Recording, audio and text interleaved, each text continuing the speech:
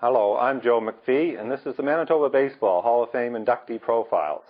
And my guest is Mike Levandosky. Mike was born in 1960.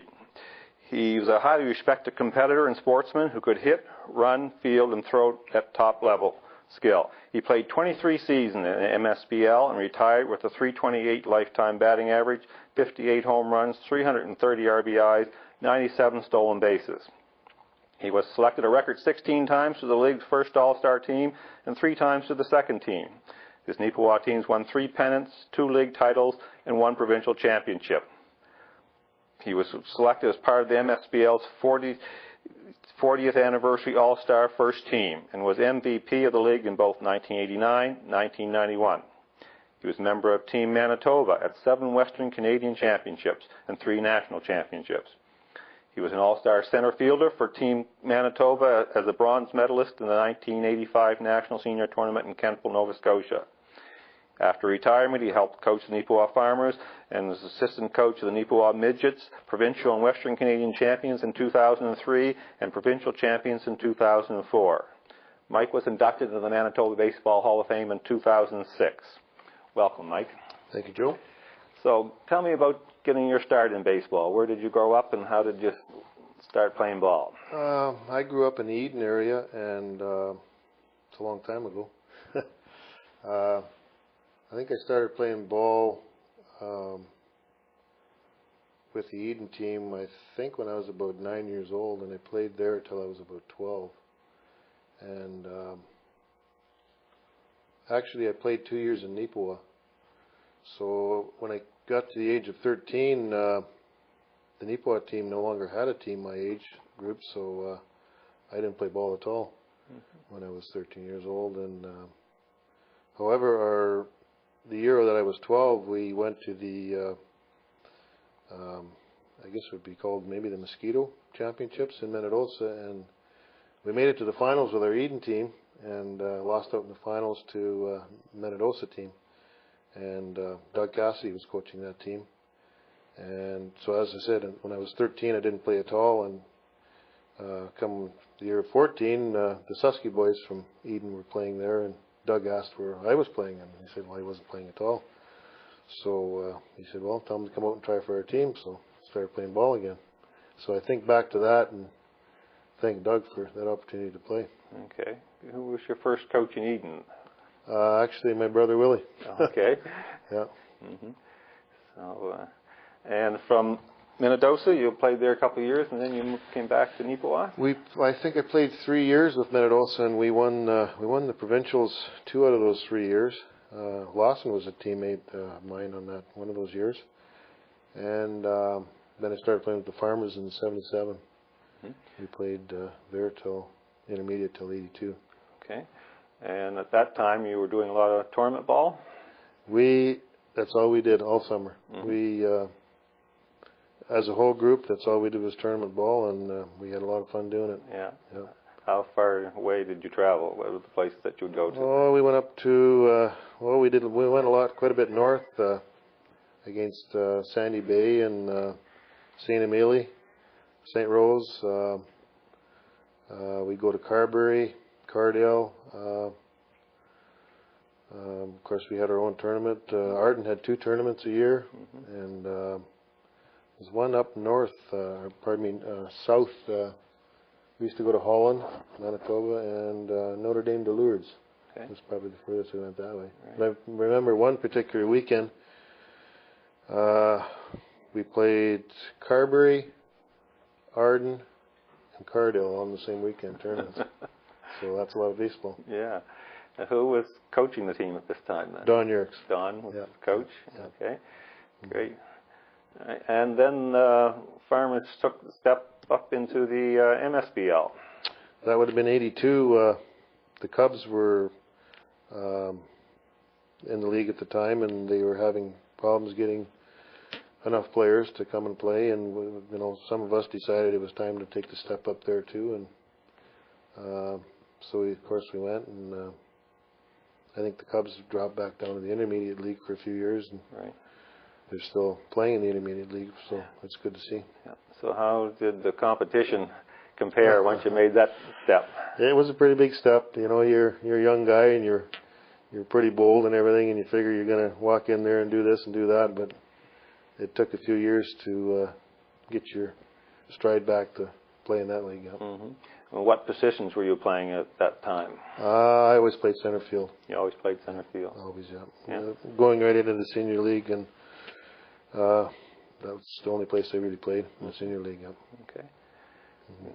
And so eventually you had some success with the Farmers in the MSBL? Well, we won, yes, we went in '82, and we, I guess we lost in the finals in '86 to Binsgarth, and that was our first taste of success.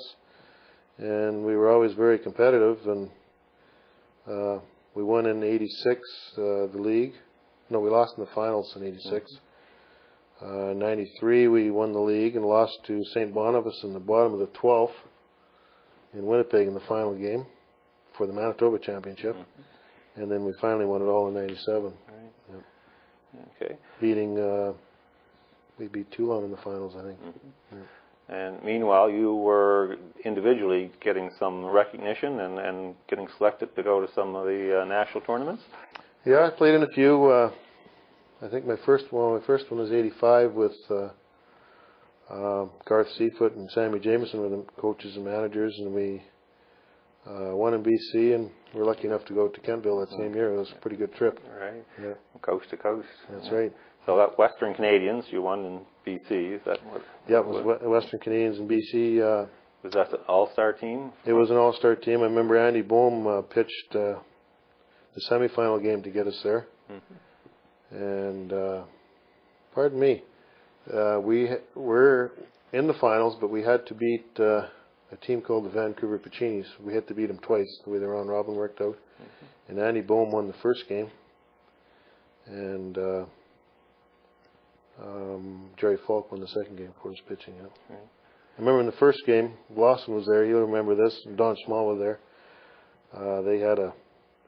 We had Mark Fisher was on second base, and we were in the middle innings, and the ball was hit to the third baseman. These guys were all 6 feet or better. They're all big guys, hand-picked, chosen team, and Mark Fisher was running to third base, and the ball was hit to him, the third baseman. Mm-hmm. Third baseman was a force at third base. All he had to do was run to the bag, touch the bag. Of course, Mark was slowed down running to third base. He knew he was out, and his third baseman laid a tag on his chest and right here and knocked him down.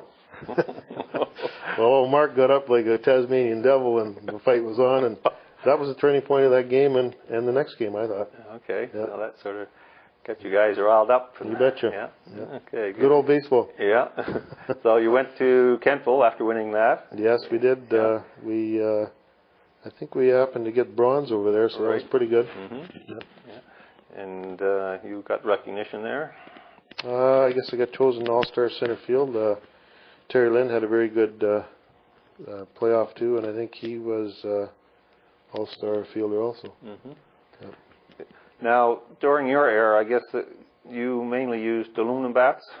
Always aluminum bats. Always aluminum bats. Actually, when I was a young kid, we used wooden bats, but you always tried to find the lightest one you could swing because they're pretty heavy, but it was always aluminum bats. Okay. Yeah. Right.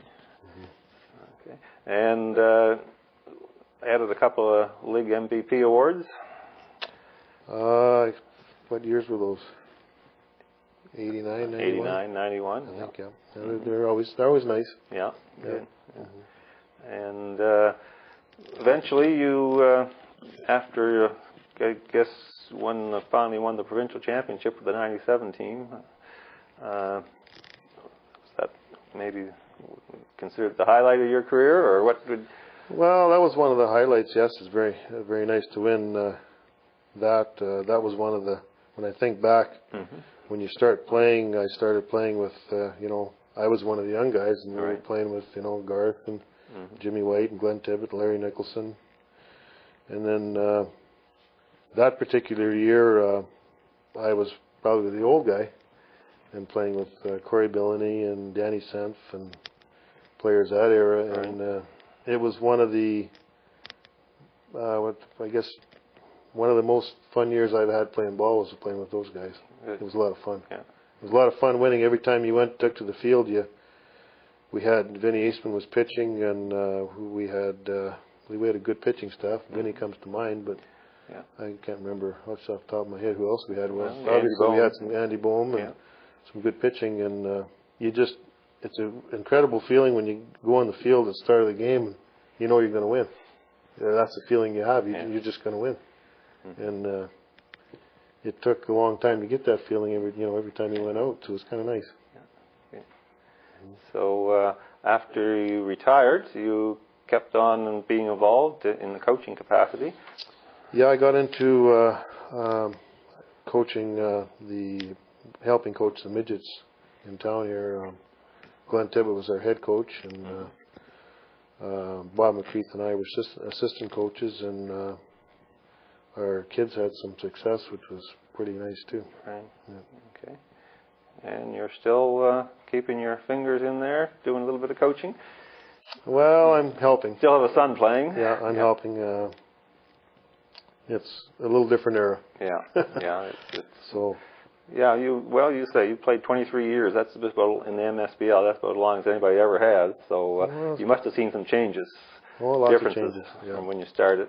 Yeah, we like to say when we were playing intermediate, our holidays were baseball in the summer. Yeah. And we booked our holidays around our baseball, and now baseball's booked around holidays to an extent. Yeah. I'm going to get in trouble for saying that, but that's what happens. Yeah. So, but it's still a great game, and it's good to go to the ballpark. Good. Well, thank you very much, Mike. Good. Thank you. This has been Joe McPhee for Manitoba Baseball Hall of Fame Inductee Profiles. My guest has been Mike Levandosky.